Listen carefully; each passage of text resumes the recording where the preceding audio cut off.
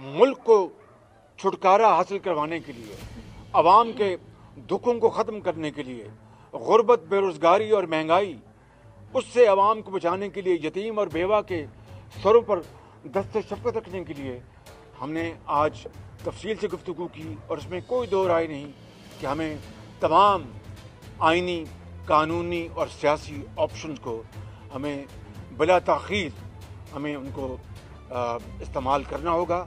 यकीनन peoples party इस बारे में क्लियर है। हमारी पार्टी में दो राह थी, मगर मियां नवाज शरीफ की लीडरशिप में इसमें अब बहुत हद तक यकसुई है।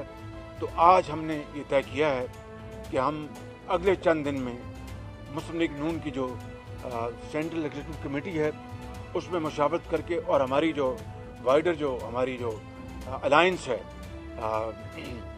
PDM, उसमें हम इस मामले को लेके जाएंगे और फिर इंशाअल्लाह उनकी मशावरत के साथ, उनकी इजाज़त के साथ हम इंशाअल्लाह इसका फिलफौर इकट्ठा हम इंशाअल्लाह ऐलान करेंगे। और ये कोई नई बात नहीं है, पहली मरतबा नहीं हो रहा। आपको पता है कि चार्टर ऑफ डेमोक्रेसी भी नवाज शरीफ साहिबा और मरहूम शहीद बेनज़ीर भुट्टो साहब के दरमियान जद्दा में हुआ था और लंदन में हुआ था। और मैं समझता हूँ कि जब अच्छे वक्त आएंगे सब अपना पॉलिटिक्स करेंगे। आज हमें सिर्फ एक नुक्ते ऊपर इकट्ठे होना चाहिए कि पाकिस्तान को अगर हमने तबाही से बचाना है तो इस हुकूमत से छुटकारा हासिल कराना है।